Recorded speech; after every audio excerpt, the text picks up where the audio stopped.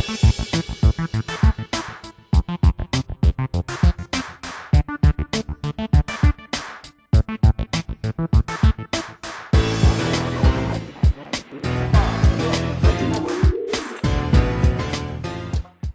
very pleased tonight to have Paul Mason, who's the economics editor of Newsnight, who's going to give a 10-minute lecture on this topic.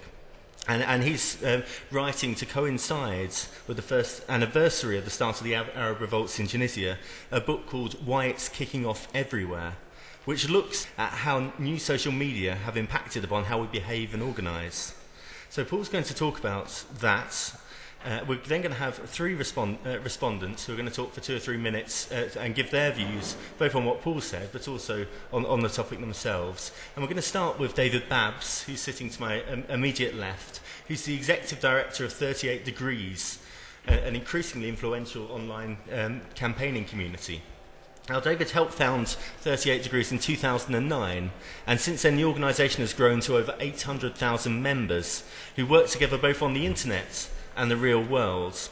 Speaking second, we have Martyn Perks, who's the director of Thinking Apart, the co-author of Big Potatoes and London Manifesto for Innovation. Sorry, responding second, I should say. Martyn has written about design, technology and innovation for a number of publications, including Spiked, Blueprints, New Media Age, The Guardian's Arts and Entertainment's blog, and The Big Issue magazine, and was contributor to Future of the Community, Reports of a Death Greatly Exaggerated. Speaking last but very much not least is Phil Booth, director of Truth to Power, an entrepreneur and a technologist and an educator. He led No2ID, the UK-wide non-partisan campaign against a database state. Phil's new venture, Truth to Power, provides what he calls ruthlessly practical strategic advice and skills training to campaigners and campaigning organisations. So can we just welcome all of our speakers this evening? Without further ado from me, if I could now hand over to Paul to deliver his lecture. Well, it's not so much a lecture as a rant. Hello, and a pleasure to be on a platform with a bunch of people who've actually done things rather than just me who's written about them and observed them. I'm presuming from the demographic in this room that most people know what I'm basically talking about. I'm not going to be very didactic and try and teach you stuff about social media. I'm just going to make a series of claims and a series of very telegraphic series of observations about what it is that is happening when people are protesting online and how that has coincided with the huge social issues that lie behind the revolutions in North Africa, but also Southern Europe. So apologies if it's a bit sort of assertive. Feel free to be just as assertive and in your face back. Let me be very clear from the start. Facebook didn't cause the Egyptian revolution, neither did WikiLeaks. Twitter did not cause the Iranian uprising of June 2009, despite it being dubbed the Twitter revolution by the Washington Post.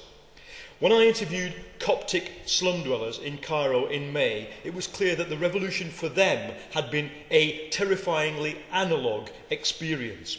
2 men came to us and they said, let's go to Tahrir and demand freedom. Muslim, Christian, one hand, they said, and they got in their cars and they went. The man who told me that had his brother shot by Mubarak's thugs. All he's got to show for it, basically, outside his home, which is basically a garbage dump, is a picture of Jesus Christ with his brother's picture next to it, declaring the latter to be a martyr. He's experienced the revolution as a terrifying breakdown of law and order, and, as he said, no economic advance whatsoever. And yet, he said to me, with his eyes bright, we have freedom. Now, I think what's caused this revolution is a clash of social forces. It's behind the Arab Spring, it's behind the English riots, the Greek and Spanish occupation movements that have now blossomed into Occupy everywhere. What's happening, I think, is essentially that the free market economic model has collapsed, and while that is hitting the urban poor and organised workers very hard in terms of austerity, it is hitting the young, educated people of the world even harder, because what it has done is it's cancelled their future. one of the most famous manifestos of the period, Communique from an Absent Future, written by University of Santa Cruz students, is well worth looking up, and lyrical description of what it means to have your future cancelled. I think that's the ultimate cause of the unrest, and what has ultimately shaped the social alliances that made the revolutions, or in some cases, as in Britain, made a pretty catastrophic series of non-revolutionary demonstrations. The graduate without a future has become the Jacobin of this revolutionary wave, from Cairo to Athens and beyond. In this sense, the French historian Taine, reactionary French historian Taine, was right when he said, if you're worried about revolutions, I paraphrase, don't worry about the poor, worry about poor lawyers. Because he said, in every empty lawyer's waiting room, in every artist's garret, for every doctor with no patients, there is, said Taine, a potential Jacobin in waiting. The difference today is that in every garret there is a laptop.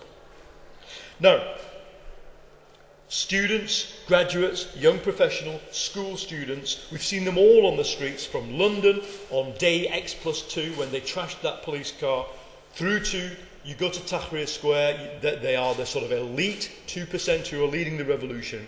What, apart from their penury, do they have that's different from the generation, my generation, that left college in the 80s and 90s? It's not just that they are, as Rupert Murdoch puts it, digital natives in terms of consumption of media. They are also natives, that is, they know nothing else, of a world that has seen the old relationships completely atomised. The sociologist Richard Sennett, in his book The New Culture of Capitalism, describes the kind of individual the modern corporation needs and has created. Indeed, the only individual that can actually survive in modern corporate conditions.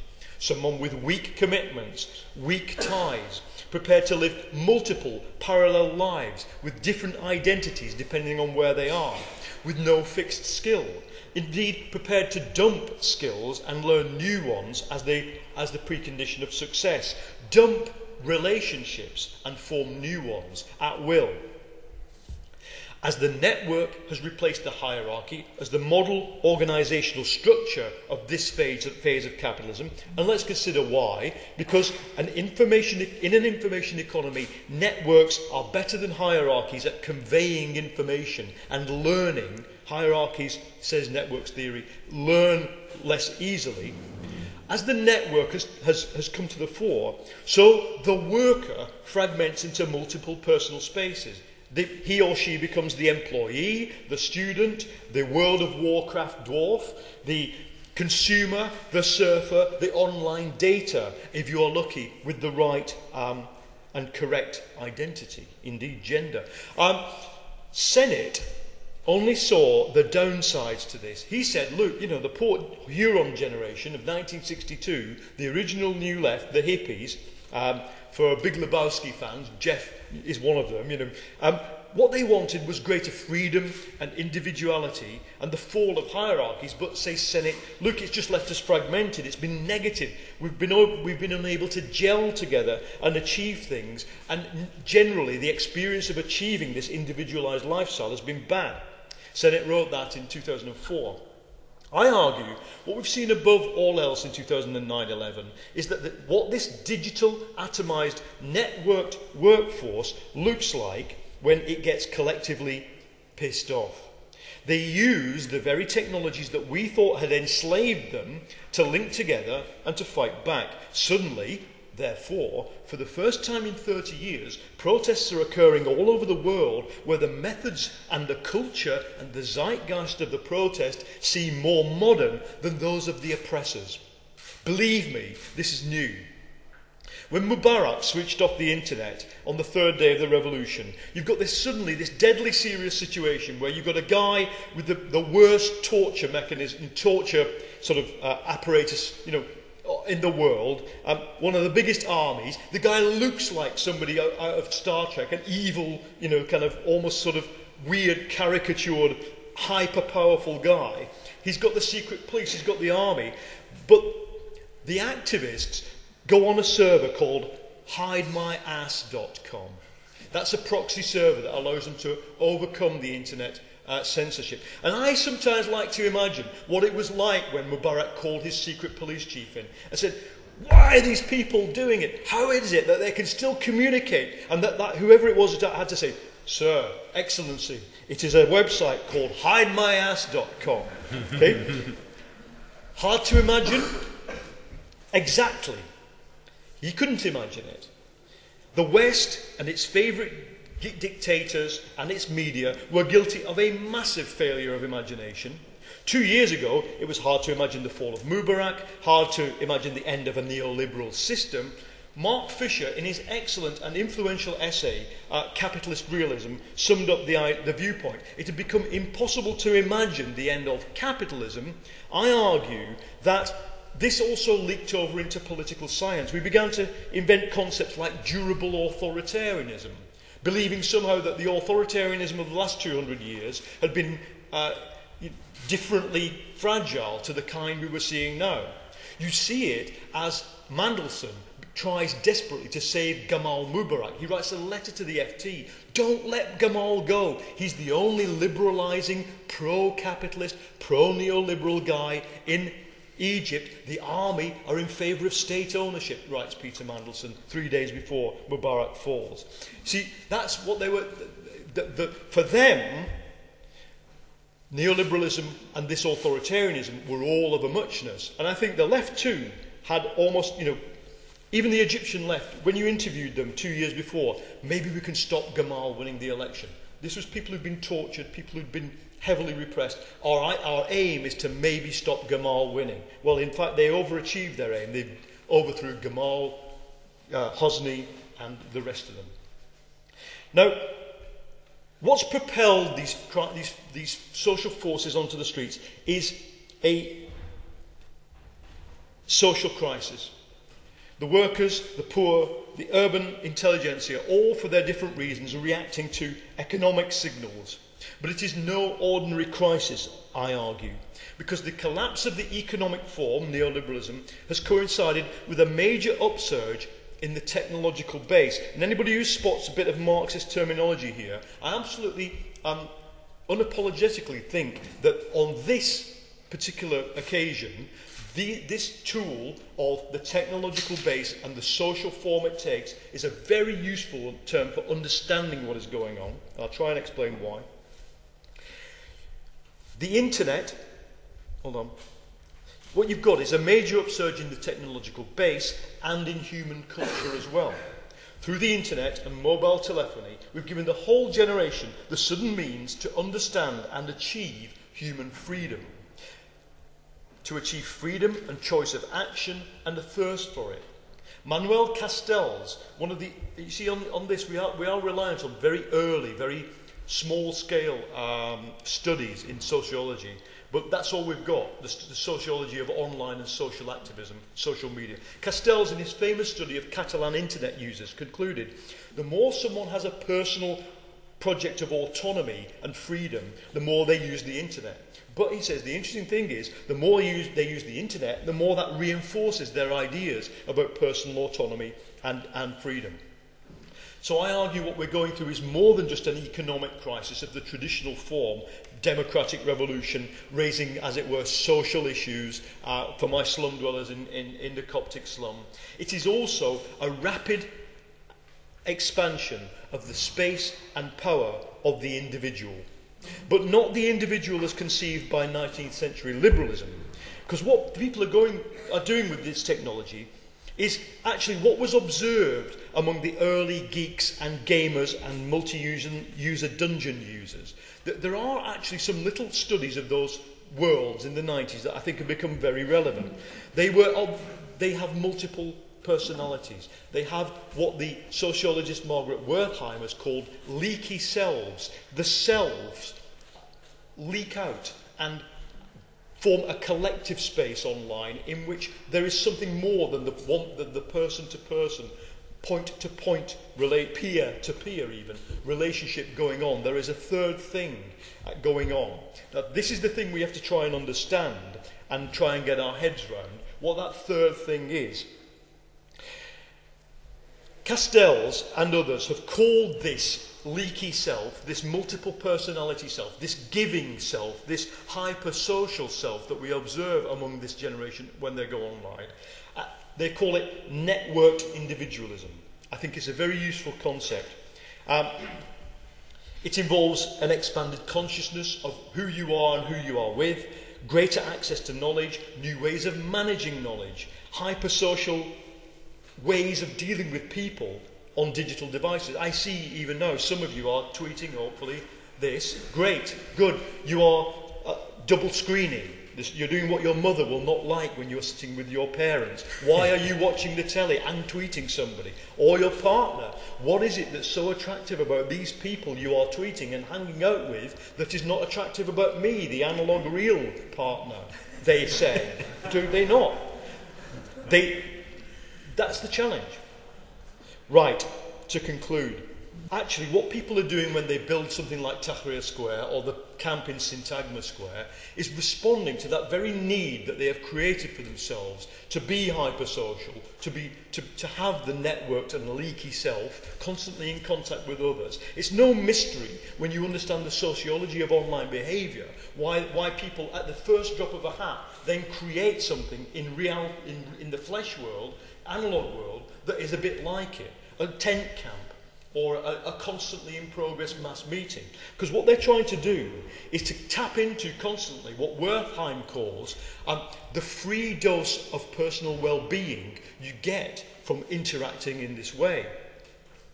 So, Tahrir was described by one participant as Glastonbury without Bono.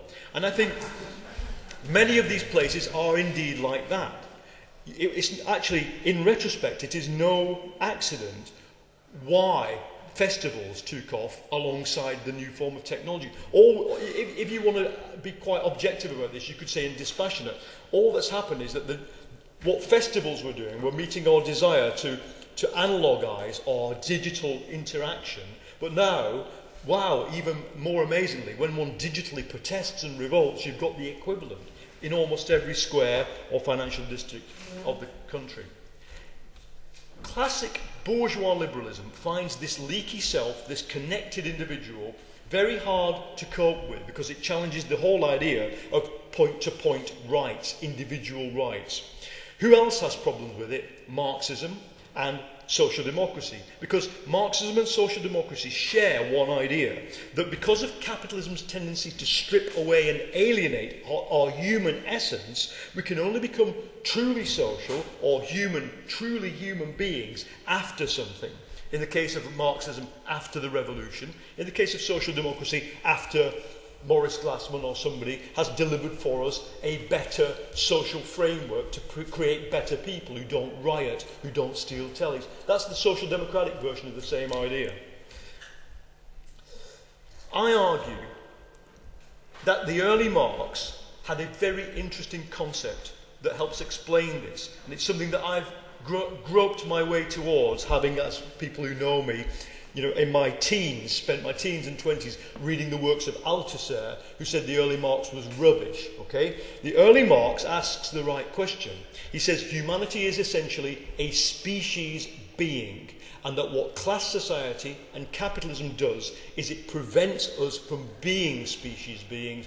So the whole early humanistic Marx sees this as the main thing, the species against the social relations. Later we would come to see it as machines or social. It was much more put as the sort of, the clash of the sort of factory production versus capitalist relations. But the early Marx did ask, I think, the right question and asserted the right thing. Humanity is a species being.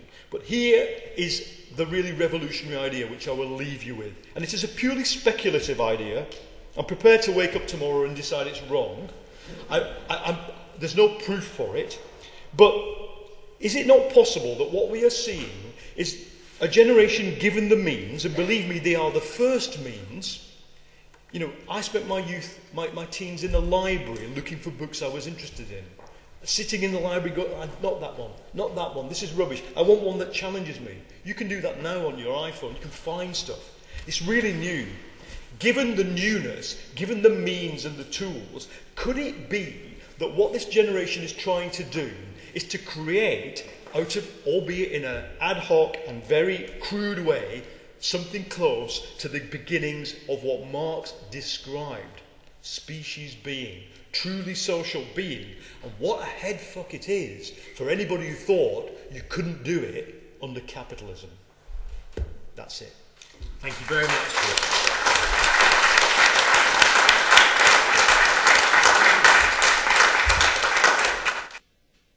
I thought what I'd do is just talk a bit as a practitioner, as someone using the internet as an organising tool in the UK, and why I think the internet is transformative in some ways, and in other ways just an interesting tool. And I get so for me, campaigning, protest, making change happen is about lots of people pooling their resources towards a common end, and in the process getting something out of it as individuals, as species beings, but also by pooling their resources, having an impact bigger than that which they could achieve on their own. Collective action, we used to call it. And the internet, I think, makes it transformatively easier for ordinary people to pool their resources in ways that challenge elites. In terms of the speed with which we are able to move using the internet, and in terms of the scale with which we are able to pool those resources. And by pooling resources, that can be your names, your influence as voters by signing a petition or contacting your MP. It can be your ideas in terms of taking decisions, discussing modes of action, tactical choices online. Or it can be your cash, pooling your monetary resources, as 38 Degrees members say did recently, in order to hire a team of barristers to conduct detailed analysis of the health and social care bill to find out whether Andrew Lansley was telling the truth or not when he said it wasn't extending competition in the NHS. We raised £50,000 in a day in that way. It gives access to us tools that traditionally the only kind of campaigners that would be able to access them were either very well established institutions or, most commonly, the likes of the British Bankers Association. One way I would describe the power of the internet is it's kind of enabling ordinary people to catch up with the 24-hour news cycle. Whereas so often, I think, in the 20th century, the speed at which political decisions have been taken has accelerated constantly and has become more and more an elite process mediated between the media classes and the political classes. The internet allows us to catch up, allows us to move as fast as they do, or at least try to. So I thought I'd use just really quickly, like the example of challenging the forest privatisation in England as just a case study of how that works in practice. So we launched that campaign as 38 Degrees because our members started talking about it on Facebook a lot. So I reposted it on our Facebook, and it went mental. So that was on a Sunday. On the Monday, we polled a proportion of our members to ask them if they wanted us to launch a campaign, started making phone calls. By Monday afternoon, the petition was up, and the campaign had launched. Our members then spread the word. They signed the petition. We asked them to spread the word, get the word out there to more people. So suddenly we had twice as many 38 Degrees members. The numbers were growing and growing and growing. We started polling people on what else they'd like to do. We discovered that people were starting to set up local Save Our Forest groups connected to their local woods, sometimes keyed into existing infrastructure, kind of just friends of the woodland groups, but more traditionally fundraised, but suddenly had taken on a political dimension. So we were able to start networking those and pulling them together. Suddenly then, traditional politics got interested, and there was an opposition day debate called by Ed Miliband in Parliament, at which time our members clubbed together to pay for full-page newspaper ads, publicising the number of signatures on the petition and demanding MPs voted the right way. 100,000 people emailed their MP, they phoned their MPs. And a week later, the government was standing up and apologising for it. Now, I don't think that would have worked in the same way without the internet. The traditional organisations, the likes of the Woodland Trust, had taken a sensible, pragmatic attitude that it was impossible to stop this privatisation, and they didn't want to risk their place inside talking about how it was done. That was their mission. because the internet allowed a new organisation with less of those kind of institutional constraints to get involved, we shifted the situation. So, I mean, I think it's going far too far to suggest that Facebook causes revolutions. I think graduate unemployment, as Paul says, is probably what's going to cause revolutions in the next few years. Or that you can replace Parliament with Twitter, or any of this kind of sterile debate you get between Evgeny Morozov and Clay Shirky saying the internet is amazing or the internet is evil, and I think both of them are actually a lot more nuanced than that. But what I do think is that the internet has, in a couple of really important respects, rebalanced the power of elites and movements in terms of speed of action and in terms of the capacity for people to rapidly pool resources, and that can be really transformative. Thank you very much, David. If I could turn now to Martyn. Hi. First things first, I would like to say that we should be able to use any tool or technology or basically means necessary to campaign and to protest wherever we like, and especially to use those tools away from any state regulation of what we even say when we use Facebook and so on. So that's one thing to say. However, I think I very much kind of like Paul's kind of angle on this and his sort of optimism, shall we say, that we are in a potentially period of great social upheaval, and the internet and its capacity, amongst other things, to open things up to a wider audience and to sort of build on people's aspirations for a better society is a welcome one. However, I think we have to be a bit more realistic about this, in that if we, for example, look at some recent protests in the UK, for example, such as the Occupy London ones, or even ones in New York, and even the recent student protests last year and this year, if my memory serves me right, they are not really an ideal kind of level of politics that I would like to see. Primarily for one reason, which is that they are not really contesting, in my mind, a real set of arguments, a real set of transformative sort of demands that are really going to kind of hopefully transform society around them, and also to engage the rest of us in their kind of arguments head on. If you look at the Occupy London people, as you've probably seen in the media many times over, they are pretty much empty of demands, really, and they are there really just to protest the fact that they don't like what's happening to the capitalist system as they see it, and they seem to also claim to represent the 99% of the population, but really they seem to be more a ragtag of kind of perhaps liberals who are disenfranchised and are moaning at the bankers going to work every day, but don't really seem to present a very coherent argument. Now, my point is that I'm all for protests, all for campaigns, all for using the internet and whatever tool necessary, but I also want to see them breaking out and actually contesting ideas, and equally having a real sense of leadership and authority about that debate or campaign, which is where I really also differ with Paul, in the sense that you seem to kind of eulogise the network against the hierarchy. For me, for politics, we of course need tools to network with and to politicize and to engage, but I also do think we need to stand up for the authority of ideas and leadership. We shouldn't really just rely on a meme of a campaign or a viral sort of way to spread an idea across and hope people get it. I actually want to see us physically go out on the street and argue the point. And so therefore really called me traditional, even when I was campaigning in my sort of teens. It was an act of kind of physical kind of debate and argument to win people over, which I don't really see much of that going on today. Of course there is breakdown, and people are obviously pissed off and wanting to riot and to protest. But at the same time, I think what we're seeing is a real lack of leadership in lots of those movements, which itself does need to be challenged. And the last point I'd make is that all of this is happening in a far wider context, which I think you did allude to, Paul, which is correct, is that the elite that we are against is itself in turmoil.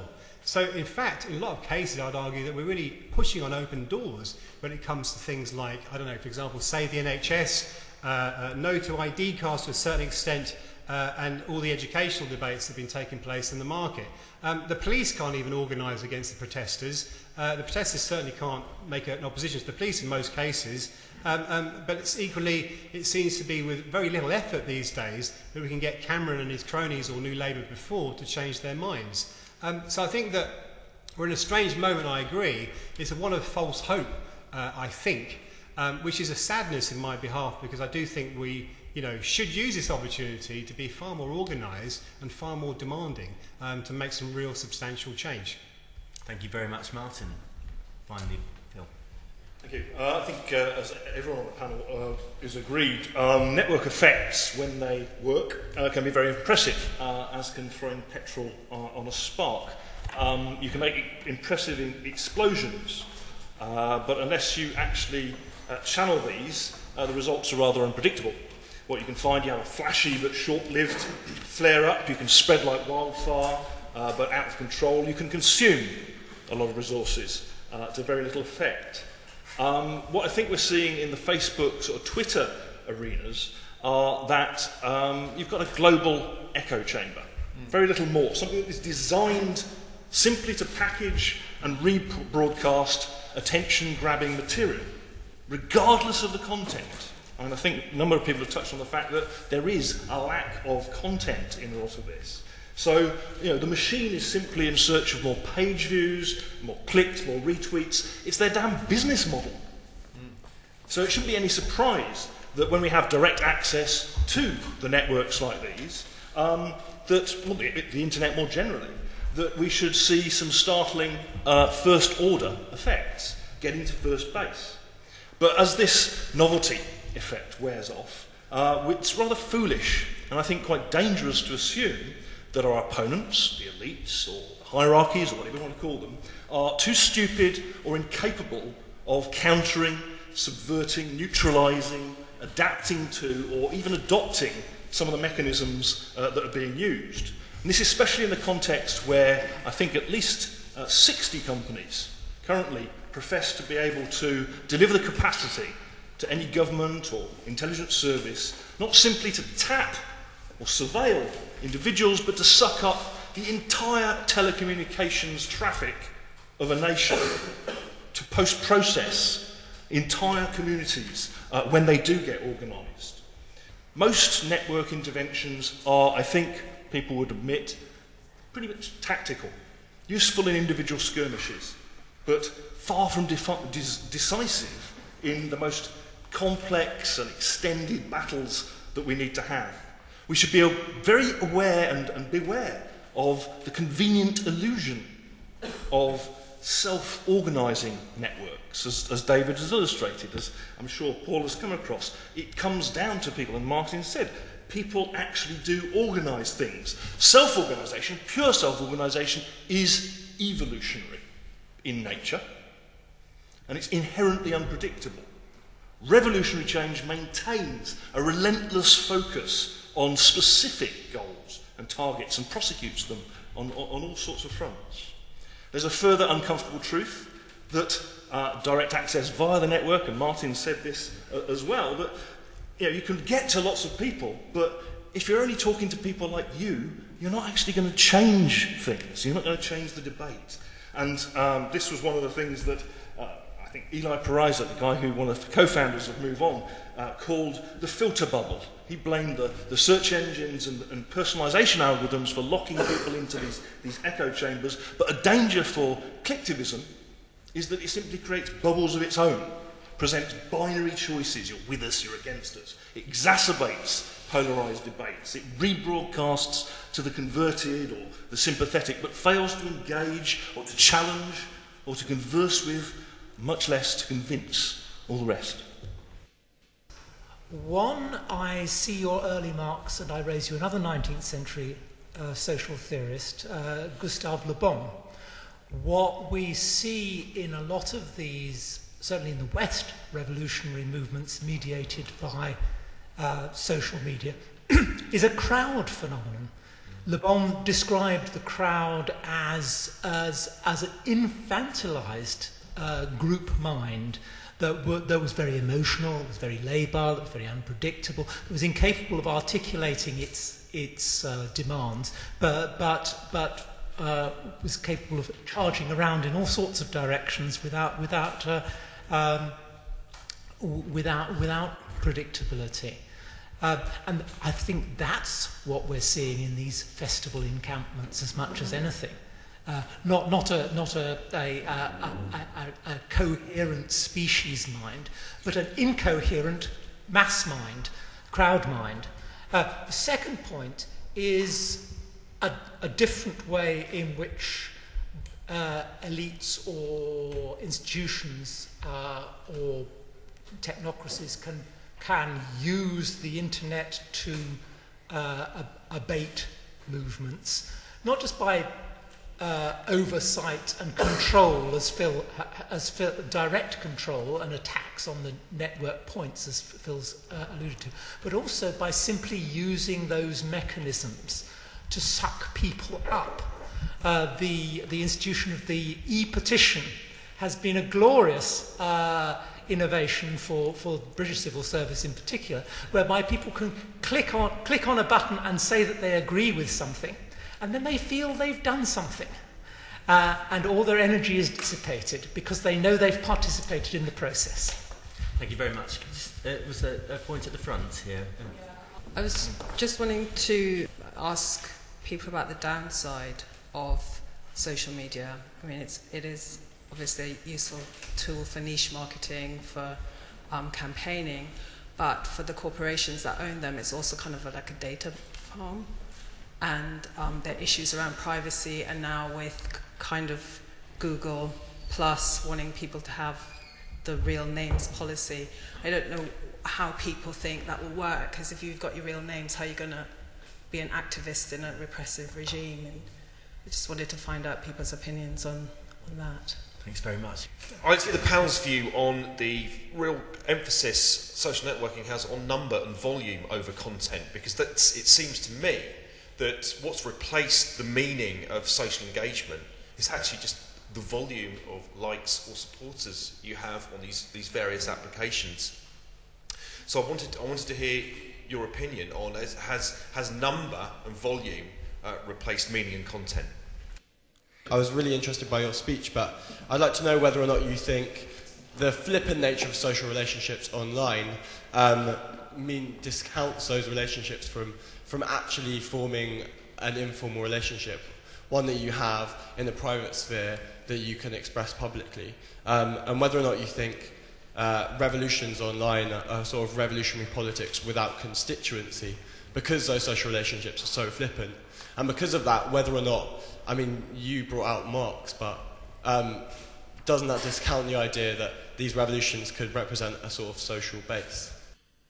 If there was a battle of ideas in the 60s, I would imagine people discussing the effects of telephone in social movements, and they would say that, yeah, but what if government spies our telephones? We now know that they do, but we don't care, we're not afraid.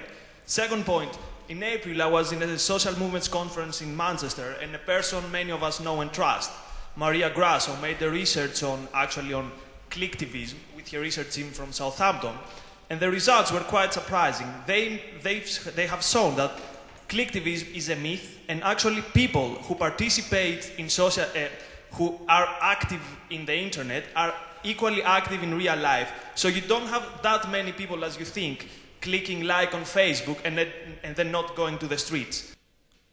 China currently operates something known as the Great Firewall to regulate kind of internet content, and it aggressively funds a bureaucracy to look into what people are saying about the regime online. Do you think after the Arab Spring, after the fall of the Ben Ali regime and the Mubarak regime, that other autocratic nations are following suit and investing into a similar kind of online monitoring bureaucracy and other mechanisms? Thank you very much. Okay, Paul, if we could turn to you first. This issue of repression, this is what most people are worried about, repression and the human inadequacy of the people doing this. Let me just give you a couple of examples. Iran, 2009. There was only 1,000 Twitter users, albeit many tens of thousands of people recited themselves as being in Tehran to confuse the Iranian regime. It didn't, because as you say, they employed repressive technology to later find people who've been on Facebook and Twitter and just kill them and put them in torture and rape camps. Okay, so that's how serious it is, and you're absolutely right that as you say, it can be retrofitted in a repressive way.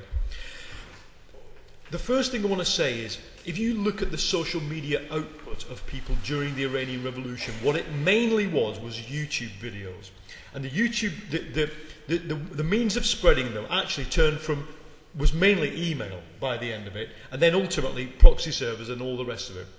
We're talking about a big intelligentsia. We're talking about a country 71% urban, with beneath all the repressive shit, basically, you've got gay nightclubs, you've got secular workforce, you've got two communist-inclined trade union underground movements. This is a society on the brink. Okay, now, what do these YouTube videos allow them to do? It allows them to, within days, well, within hours of the stealing of the election, to see, first of all, huge crowd of professionals go down one street, get battened.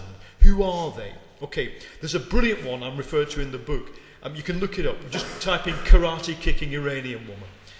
The cops have picked somebody out from a bus stop who looks secular. They batten him. This is in the middle of mayhem going on the streets. A woman in a hijab runs up to the cop and karate kicks him. She's about this big. They turn round. One battens her. The other, in frustration, turns round and battens the first thing he sees, which is a car.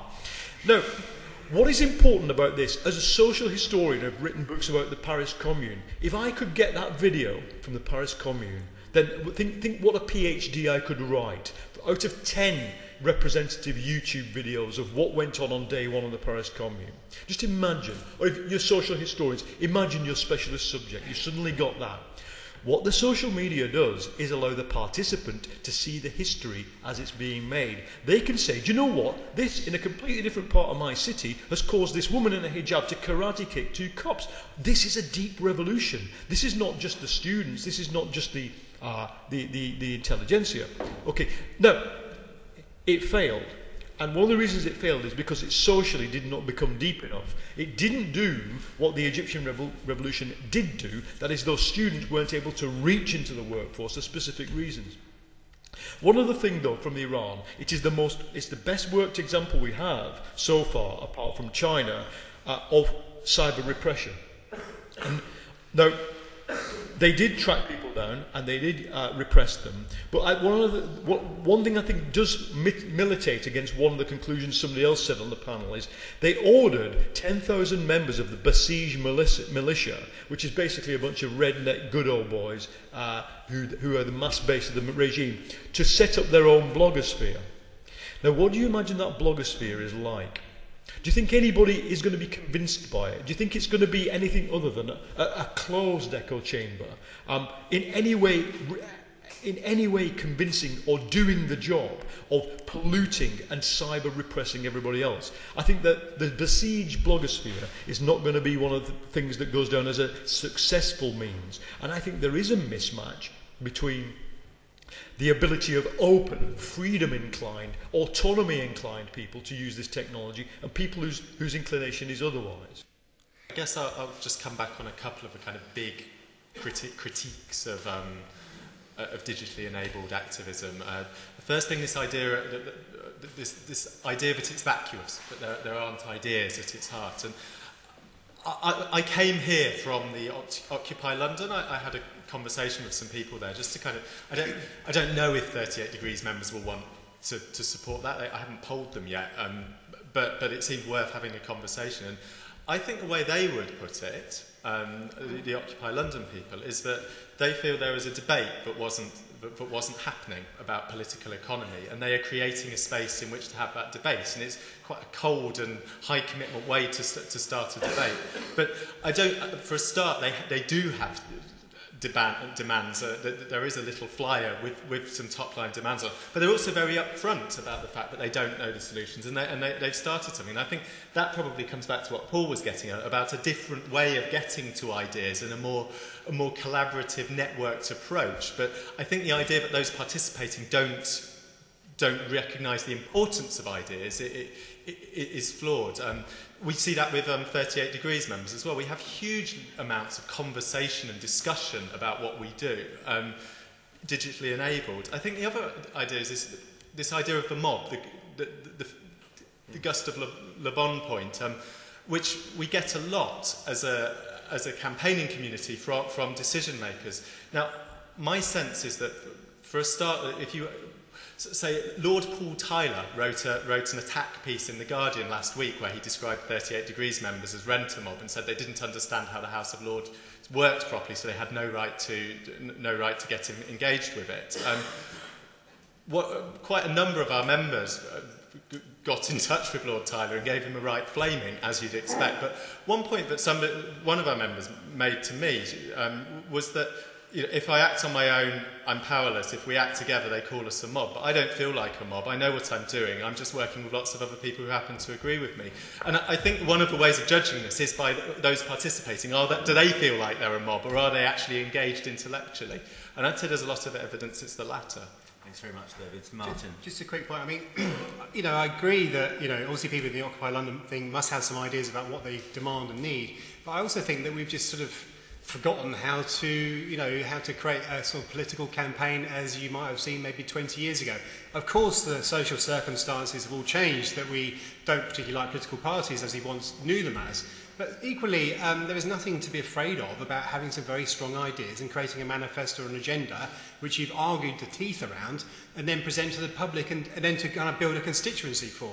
I don't see any of that constituency building from those occupying in those tents, who allegedly are not always there all night either, but that's a different matter. And just quickly on Paul's YouTube thing, I think, you know, absolutely right that the Iranians, you know, were taking pictures of themselves getting beaten up by the coppers and so on. But my understanding of the original kind of Green Revolution, at least how it was posed in the Twitter sphere, was that, you know, on the ground, I do believe that lots of Iranians, Libyans, Tunisians, Egyptians know what's happening in their cities. There's that point where, I think it's in Egypt, the taxi drivers were basically the internet when it wasn't available, and they were kind of passing messages around where to meet and so on. So they, you know, people find any means necessary to communicate in adversity. But really what the point about the YouTube thing was, and equally the Twitter storm, was that I think it was more about trying to address a Western audience primarily, rather than an internal sort of Iranian audience who, in my mind, I'm pretty sure knew what was going on. And it really plays this point that I think a lot of this social unrest online actually has its sort of foundations more in what we in the West have a problem with in terms of our intellectual kind of exhaustion of politics, and you know, it's sort of more kind of targeting us, and we're trying to use the internet to kind of overcome our elite's sort of political exhaustion, trying to find new ways to connect with the populace. I think that's kind of, for me, what's really going on behind a lot of this stuff. Thanks, Martyn. And Phil. Okay, just to pick up on a couple of points, I think someone mentioned the obsession with number and volume versus meaning and content, and I want to pick up on this whole idea of demands as well. The first order effect, yeah, get lots of people. People are getting used to large numbers of people now. We saw petitions, the first generation of government number 10 petitions got 1.8 million on road pricing, which made it a redundant mechanism. Unless you can get more than 1.8 million, you're not going to get the coverage. But it's not just about that sort of sheer numbers game, or that you always have to have a singular demand. What the network allows us to do is to make the pointed questions and ram them home. And that's what I'm not seeing. Okay? I don't expect someone to come up with demands necessarily at the beginning of when their sort of new venture or adventure, but I do expect them to be able to ask pointed questions and to begin to use the network for its values. We can uncover information, we can disseminate information, we can use the sort of mechanisms that we actually can use en masse to accumulate information, not just click saying, yes, I agree with this, but let's get some facts, put them into the public domain, and let's actually refute the establishment positions, not make a set of what often come across, once you boil them down, as a set of relatively simplistic demands. I live in Middle East, and also I attend meeting about our campaign for peaceful appeal in London, and also I am involved with China human rights. I think the problem is Western media who ran by Rupert Murdoch, and which is influenced BBC. They don't tell the truth to the Western world. For example, the revolution, Cultural Revolution Iran happened by the Western. Behind it was the communists. Wanted to get rid of the Shah so the oil become cheaper for the West. And the same for Middle East. happening. Because they don't like Western people, they don't like anything it is to do with religious. And secondly, China, the most brutality going on against the people who want to bring freedom, expression, and called Falun Gong. And media, they don't cover it, especially in the last 12 years. During Olympic, 1 million arrested, 10,000 among them, they tortured to death. And United States, I was a few weeks ago, they published a book. He said 40% of the most brutality in the world come from China, genocide toward the Falun Gong. They take their organ while they cremated alive. The problem is you don't give it free information to people. Today, I look at the books, they were praising the Chinese government. There was nothing the people know the truth about concentration camp, military prison, about what is happening. For example, in Iran, when they wanted nationalists, this is my last time. When the Mossadegh wanted to nationalize the oil, Western England didn't allow it because he wanted to make the oil cheap for Iranian. But they decided to send the Shah and Khomeini. So Western people think Afghanistan, Libya was reading Red Book, communist. He was communist. He was nothing to do with his beliefs. So Western people, if they want to get freedom, they must let Chinese people become free, freedom of expression. They must bring the court Rupert Murdoch who lied to international community, encourage people to go to vote. Thank you very much. Hi. I personally believe like Facebook, Twitter are great, and liking all these pages is good, but they have what I can see is two weaknesses. Like, it's very easy to like these pages and like new social movements through these medium, but have you actually engaged with the ideas and the concepts and the ideologies behind these movements? No, maybe not. And also, they're somewhat faceless, whereas, to cite like an easy example, if you look at the civil rights movement in America in the 60s, you have the two figureheads, Martin Luther King and Malcolm X. They were easy people for the black and anti-racist groups to make a comparison of themselves with, to identify with. Whereas maybe the point about Iran and it not having that deep social movement there was because it was somewhat faceless, because it was this blank internet concept. People didn't have that person to identify with and that leader. Thanks very much. If you could pass the mic behind you, to that guy in the middle. Yeah. Hi there, Activism, old-fashioned activism and collectivism, the thing about them is they don't in themselves precipitate change. What they do is they provide the context for recovery from crisis.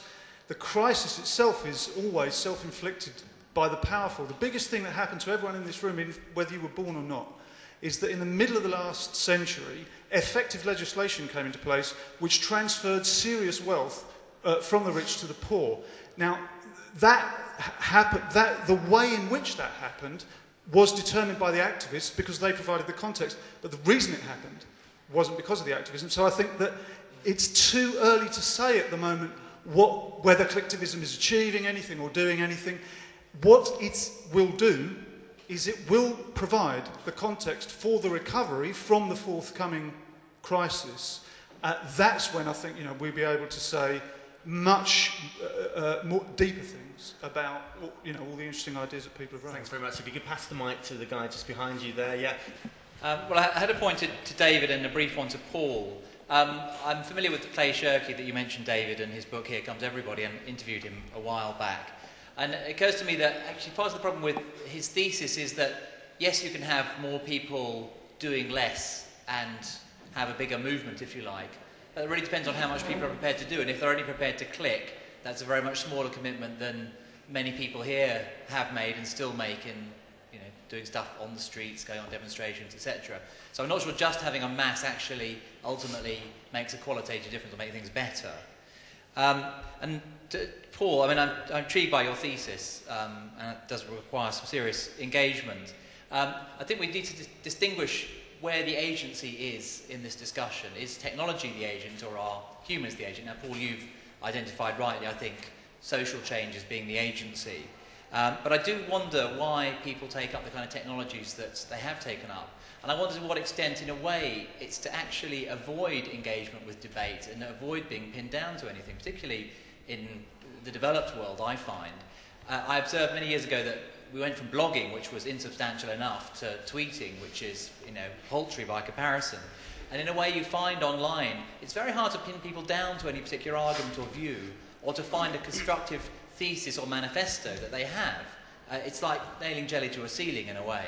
That doesn't sound like the political movement of the future, particularly where the discussions are so much about means and not ends, which was the subject of discussion earlier on today. If we just discuss means, that doesn't sound like a political movement that's going anywhere either.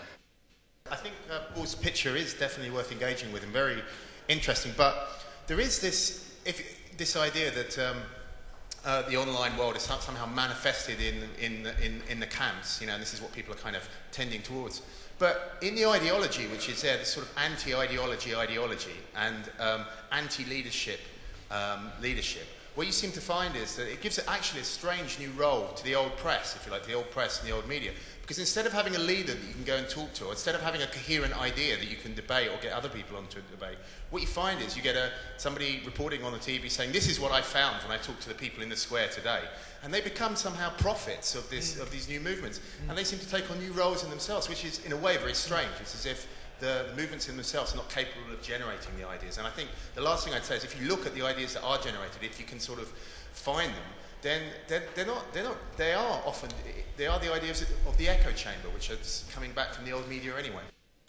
I'm a co-author of a recent report on the policing of young people on protests, and as a social historian, one of the things I was particularly interested in is what can we do with that evidence that new social networking sites are giving us? And yeah, we did find evidence of it facilitating protest and impacting protests, as rumours of tasers, for example, started spreading around Twitter. And we did find examples of censorship and surveillance, as in the kind of Facebook arrests. But what I was most interested by was the sorts of communication management that we found, with the bronze commands of local Brighton police tweeting protesters suggesting how they could protest safely. Indeed, the Ministry of Defence have got a fascinating dossier they've produced on how they should be dealing with social networking sites. But I'll just leave with that. In the end, I think what we felt was that activism and reaction had come down to a faith in the value of putting out information, and that activism is a struggle over information and knowledge, not over power. Thanks very much. Phil, if you could just give us your last thoughts. Okay, as someone said, I think it is too early to say. We're still in early adopter phase by any technological stretch of the imagination. I would rather say that beyond protest, if you campaign for change, it's a complex, multidimensional task, and you've got to engage on all of those levels. The revolution, if anything, will be organised. Along what model we use, that has yet to be seen. But I'd say rather than provide more and more slick mechanisms to allow people to sort of salve their consciences, we should be building focused and coherent networks, organising and coordinating maybe networks of networks, and building on that something that's capable of articulating, maybe not demands, maybe questions, but articulating, arguing with, and actually acting upon the system itself. Thank you very much, Phil. Martyn. Yeah, we can use these tools, no doubt, to find a new audience. So I think that is an entirely positive thing. And equally, with the point about China and other areas of repression, then these tools can be used to kind of, expose a lot of that stuff. There's no doubt, obviously. But, I still think, and I've hopefully made myself clear, that at the moment I do think that we're also getting the tools, we're using the tools we deserve right now. And to kind of echo what someone else just said here, that most of what we are seeing online, especially, is an argument about the means rather than the end. An argument which isn't really about defining what our ultimate demands are in terms of how we want to move society forward, vis-a-vis campaign, around, any kind of issue you can think of. There aren't very many kind of clear demands in my mind being kind of argued through at the moment in a lot of these kind of protests. And therefore, it's very much that they're using the tools, to organise themselves, fair enough. But those same tools are not going to be the same things to use to actually have the debate out at large and to find a real constituency for that new kind of politics, which I think we all hope to find out of this. Thanks very much, Martyn. David? So I often encounter this critique of 38 Degrees members, but it's too easy. It's too easy for people to get involved, and it doesn't mean enough. It's all about volume, not about quality.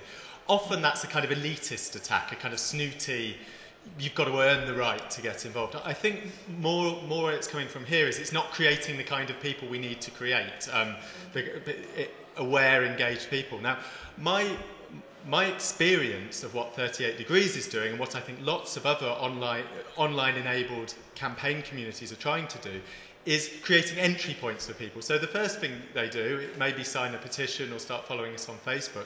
But we're seeing, say for example, in the last 6 months, 38 Degrees members have organised more local protests and events about protecting the NHS than the trade union movement. I'm not making that point because it's a competition, but because you were seeing people, 2/3 of whom have never done anything before, suddenly organising gatherings in their local community and challenging things. And I think what the internet is offering us in that way is it's entry points that work in this kind of atomised world that Paul's describing, where the workplace is no longer the factory, the community is no longer us knowing all our neighbours. It's ways of connecting with people. And that's not to say it solves all our problems, or there isn't a role for manifestos and traditional political parties as well. But no one's stopping people writing them at the moment, but that's not where people are coming in. And I think to respect the fact that that's where people are coming in, and to, rather than dismissing their engagement as superficial, celebrating it and then seeing what else they want to do, we're going to get further that way. Thanks very much, David. And finally, to Paul. Okay, very briefly, for those who know the history of the labour movement, it should come as no surprise that you get a movement that concentrates on the means rather than the ends, because what, after all, was Edward Bernstein and his revisionist social democracy, the biggest labour movement in the world in the 1890s? Bernstein was explicit. The means are everything. The way is everything. The end, nothing. Why? Because they believed that capitalism at the time was unoverthrowable and that the workers had to find a way to live despite it. And this, in fact, living despite capitalism, is one of the key slogans of the modern altermondialist movement. Now, the difference is, I think you've got, as it were, a quasi-reformism in the activities of groups like yours and others. You've also got a quasi-anarchism in the sense that you hear the Invisible Committee, the document, the coming insurrection, well worth a read. What they say to those of you who object here is to say, look, the action we are aiming at is not to create another hierarchical power, it's to break up hierarchical power. And if that means confronting power with a series of almost incomprehensible collective actions, then that is what we do. The fact is, spontaneously, people who have never read this damn document are doing what it tells them to do. Find each other and form little communes. As for demands, those of us who lived in the world and era of demands might be quite glad that they've gone, but I can sum up the demand of Occupy Wall Street, because this is the one they put out. That's their demand. You see it? It's a woman ballet dancing on top of the Wall Street bronze bull funded by Merrill Lynch, with a montage, not real, bunch of riot-clad rioters behind her. That to me says we just want a human future. I don't think they're absent demands. They're just not bullet points. Can we thank all of our speakers? Thank you very much, Paul.